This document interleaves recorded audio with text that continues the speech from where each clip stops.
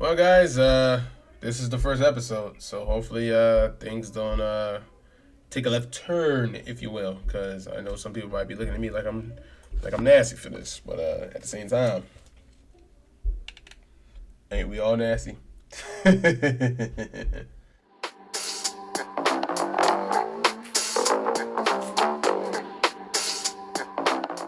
Okay, guys, welcome to Steal My Idea, where pretty much I try to give some sort of intake of what some developers of these games that they made before that can bring it back up to now and make it anew, if you will. So, if there was one particular game that a lot of people haven't really necessarily paid much attention to because of its, visuals and maybe because they didn't know how to get to the gameplay.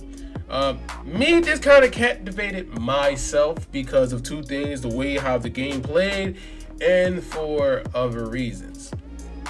But therefore, what we're talking about is a series where a lot of people don't really necessarily think about, but don't really talk about, and that series will be Rumble Roses.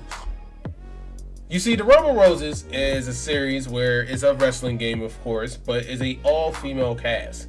And on this game, yes, it is wrestling, but also at the same time, it got some of them showing their assets. Some are taking it seriously, some are doing it for the fame, some of them are just looking just straight damn gorgeous, just trying to go crazy and all.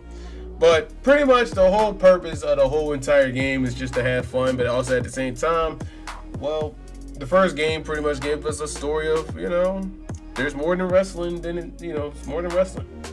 So I'm going to talk about the for the first two games, and then we're going to talk about the idea that I have for these games. So let's get on started.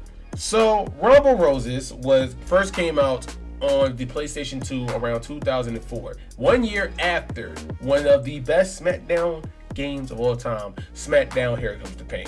And yes, it had Yuke's Interactive and it had Konami on this project. So that they had some things with this goddamn game. It's just ridiculous.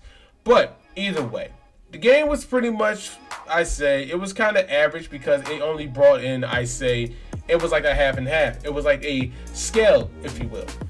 I mean, the game had some really good intakes. It had 11 characters, and each character had two different personas. They had a babyface persona, and they had a heel persona.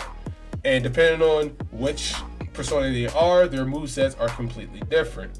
They also had a heel and face system, which is you had to use a vowel system. Using this vowel system not only boosts the character up, but also gives them an opportunity to challenge for the Rose of Roses Championship, which you can face them in a title match.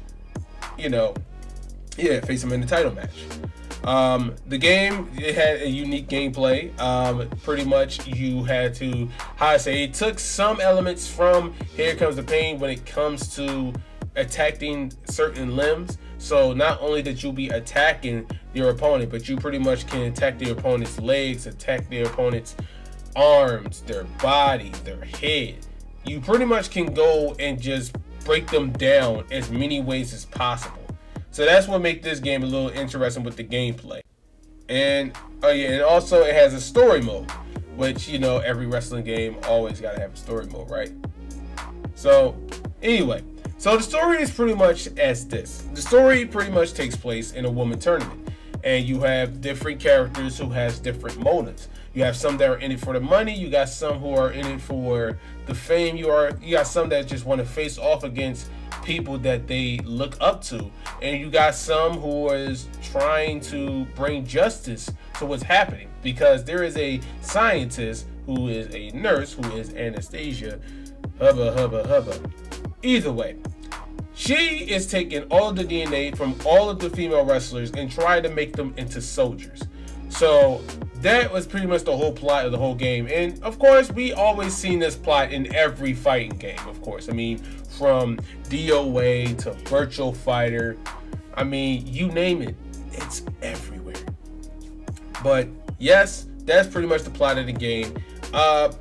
Like I said, the game was on the PlayStation 2. I mean, each character contained like 10,000 polygons, which is pretty much a PlayStation 2 record. That's very impressive for a PlayStation 2 game. It had 10,000 polygons. Wow, that's something. Yeah. But even though that the game was okay, it still had its negativities. I mean, for one, you know, you didn't have no creation suite. I mean, what I mean by that, I mean by you ain't have no way to make matches as of like making pay-per-views, or you wasn't able to create a character, if you will, you know, add more to the roster. Yeah, like, you know, you coming right off of the weight of SmackDown Here Comes the Pain, where they had a created character, where they had, you know, all these other things, and you couldn't incorporate it into this game. I mean, it kind of like threw a couple people off, and a lot of people didn't really want to play the game like that. It wasn't as you know, how to say, indecisive at that point. Pretty much a lack of championship. They only had one championship in the whole entire game. Like, you only had the Rumble of Roses championship, and on top of that, it wasn't even mentioned in the story mode. It would have been very good to have that in the story mode as well, but also at the same time, you may need to get some more championships. You need, you know, the level of championships. You need the minor championship, the major championship, a workhorse title, and you need the tag team championships. You gotta have them levels of championships in order for people to take your game seriously, and also for more people to keep playing these games, to keep going back at it, because you want people to keep playing your game, so you need to capitalize on that. Another thing, the game was only 2 players. I mean, we're in the era of PlayStation 2 where they had a multi-tap where you can play 4 players. Okay, you can have a 4-player, you know, send-off. I mean, from playing games like, you know, Crash, Nitro Kart, to Def Jam Fight for New York or Def Jam Vendetta, from playing freaking like Madden, or playing NFL Blitz or NBA Street Volume 2. You had all these games that had used the multi-tap because they could play 4 players. You need to have everybody into it, depending on who the other 2 people wants to play a game full of females who jiggles a lot and stuff like that. But that's besides the point. Like, it was only 2 players at the time, and a lot of people was just like, why do I gotta wait to play my turn? I want to play now. So that was just something. Some of the animations were kind of stiff. When it came to some of the animations, especially when it came to movement, some of the characters were just moving like they were like robots. And I mean, I ain't talking about Lady X, because Lady X is a robot, so I can give her the benefit of the doubt. But everybody else was just moving like this, like they were shuffling, back and forth to each other, and it was just not that great. You know, it just kind of threw me off a little bit, because it's like, why you gotta shuffle to me. And the last but not least, it was the less mode. It was like, it had no modes into it. I mean, only modes they had were pretty much just story mode, exhibition mode. Inside the exhibition mode, all you had was singles match, title match, Mad Mud match. That's it. You know, you can't really do much with it. You can't really have a lot of fun with it. All it is just, it's 2 bare bones. You had to add more, you know, you gotta have more modes to it and stuff. And I mean, yeah, they had the system to where if you get your character up to 100% on their persona, that you get to take the championship from that character, and also you'll be able to unlock their gallery, their personal gallery and stuff. So yes, that's good and all, but at the same time, it's like, I don't feel like doing all that just to see some eye candy. For all that, I can just do something else personal on a different thing. But yeah, that's pretty much where I go with Rumble Roses. Rumble Roses came out in 2004. It was an average game. Some, it was like across the board, it was average. You know, some was giving them 7s, some was giving them 8s and stuff. So it was pretty much okay.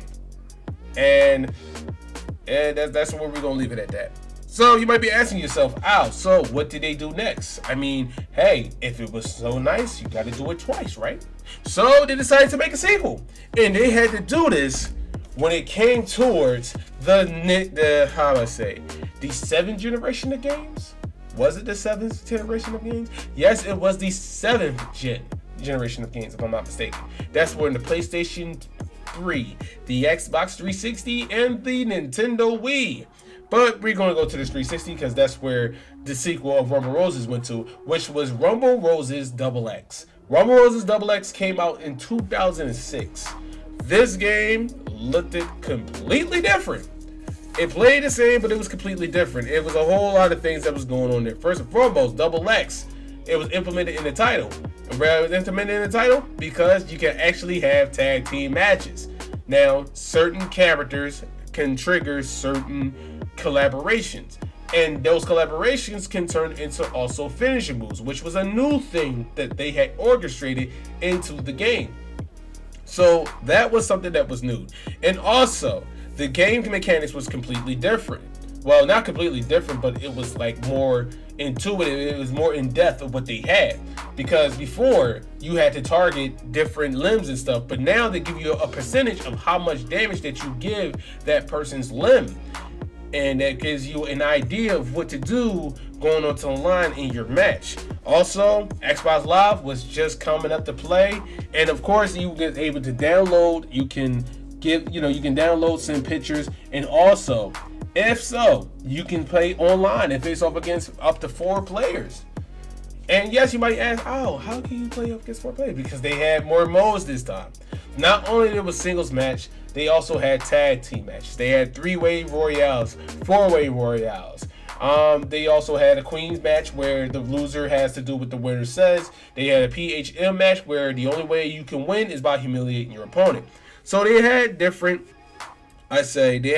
modes to where, they had different modes for, you to play and stuff. Another thing also was, another thing is that the graphics, of course, and the animations have improved a bit. They don't be doing the shuffle anymore. They actually are moving towards their opponents.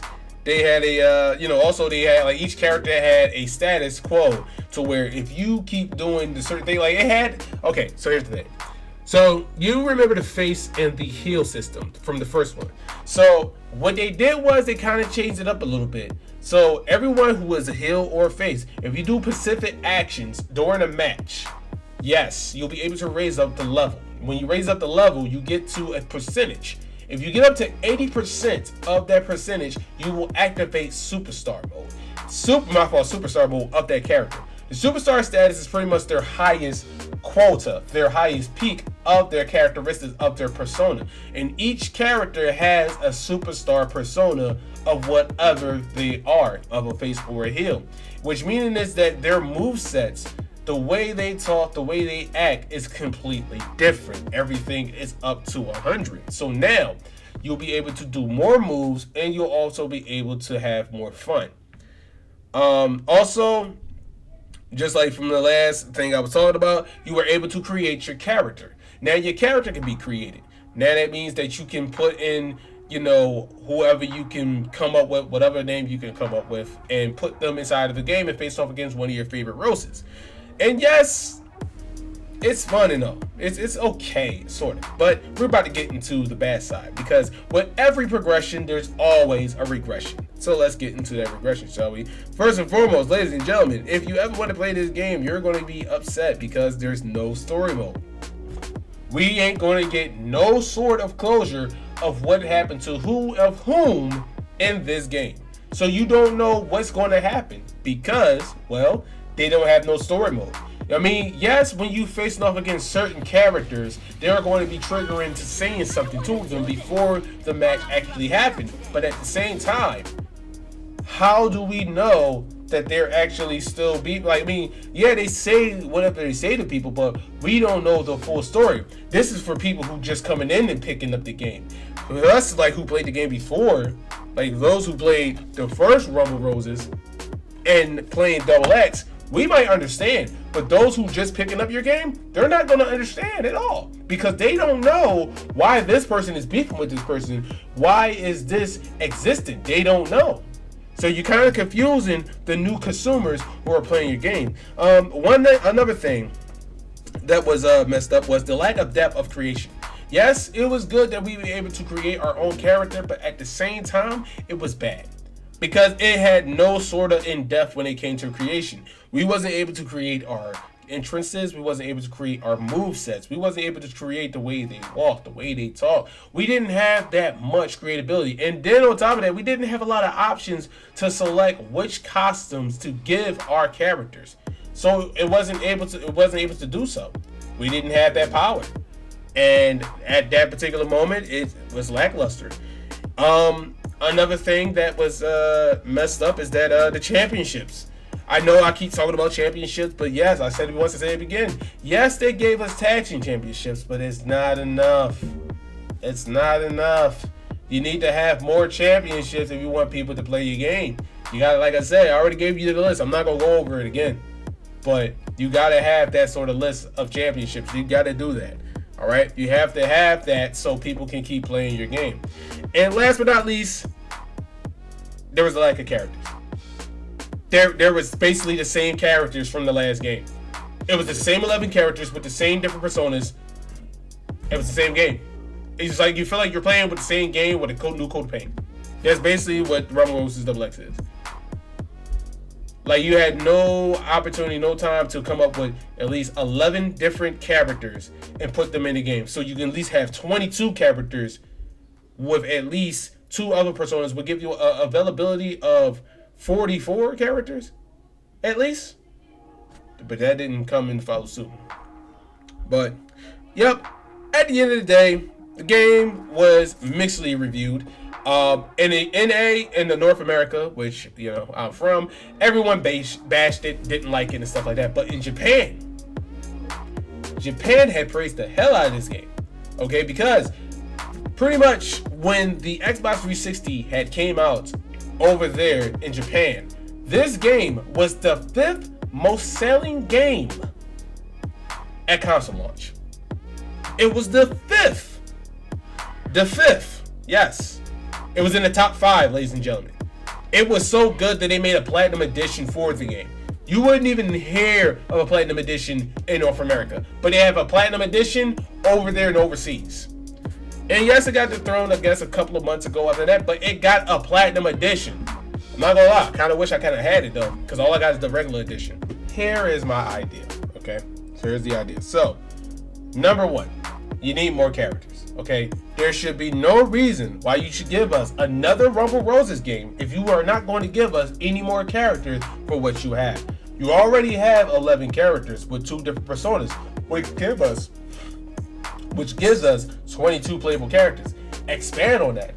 Give us 11 more characters. If you can give us 11 more characters, then yes, we'll be able to play, you know, the game a little bit more. We'll be able to explore more of the characters and try to see what's going to happen. Stay away from microtransaction type of characters. We don't want to buy other characters. Have us more characters in the base game. You have that, people are going to keep playing your game, and of course, people are going to enjoy it and give it and highly praise it. All right. Number 2, it needs more story. We all have felt like it's been lackluster as so far.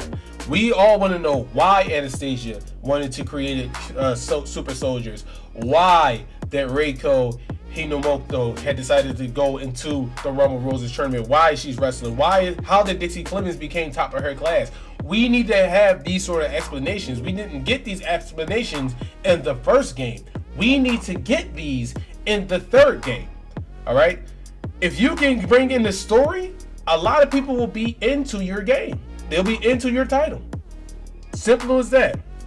Also, you need more creative control. We all need more creative control. We can't just have a little bone dry creative character type of thing. We want to break it down to where how they kick, how they punch, how they deliver these special moves, how they walk out, how they celebrate themselves, who they align with, who they hate. We need to have this sort of creativity.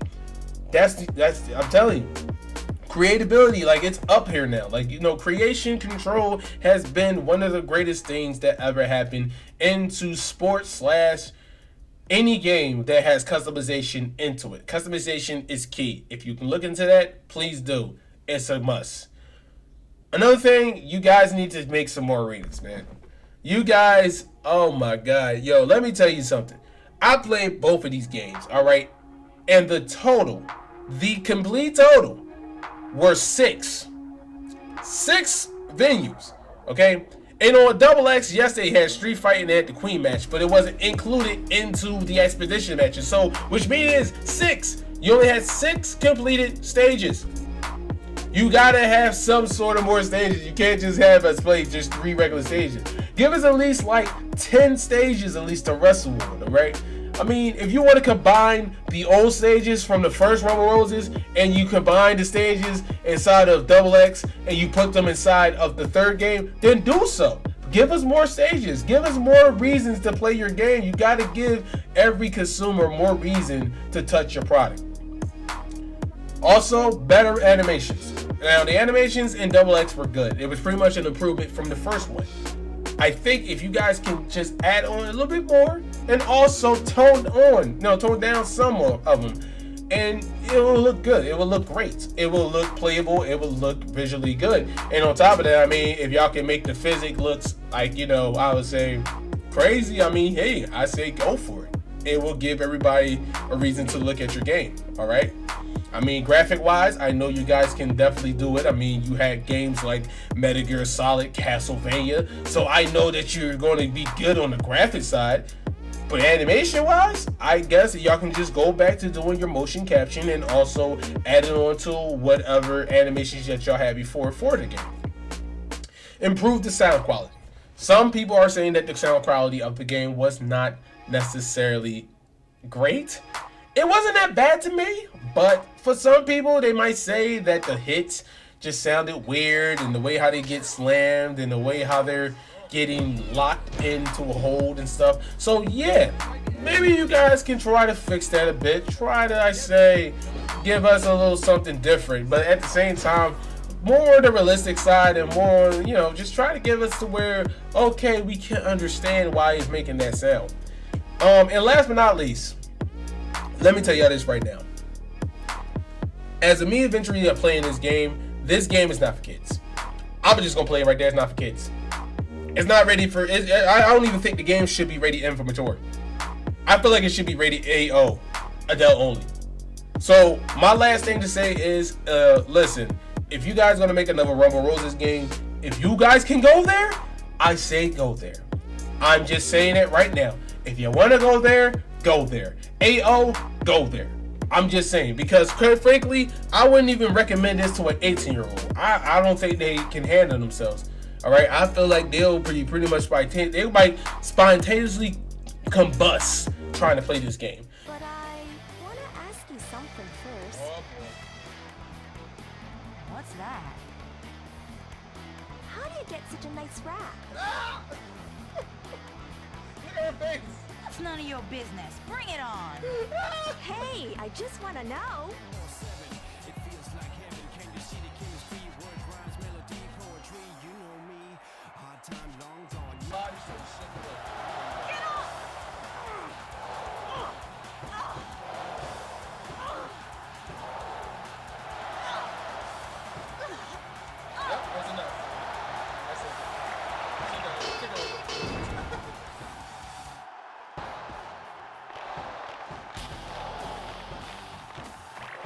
This time, screwdriver.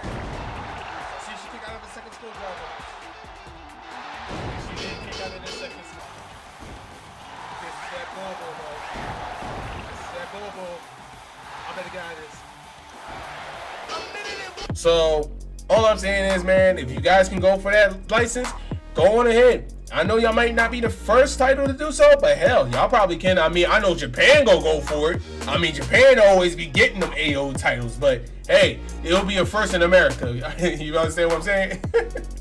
Let me get my drink. Yeah, guys, so that is my idea. So, Yuke's Interactive, Konami, if you guys are listening to this, please take this notes. Please try to brainstorm it. Please bring it to the forefront and try to bring this into Magic. Guys, I'm gonna get myself up out of here. If you guys like this video, please don't forget to like, comment, share, and subscribe to the channel so you guys can get more content such as this, okay? So, as always, y'all stay calm, stay cool and collective, and I will see you guys on the next one. Peace.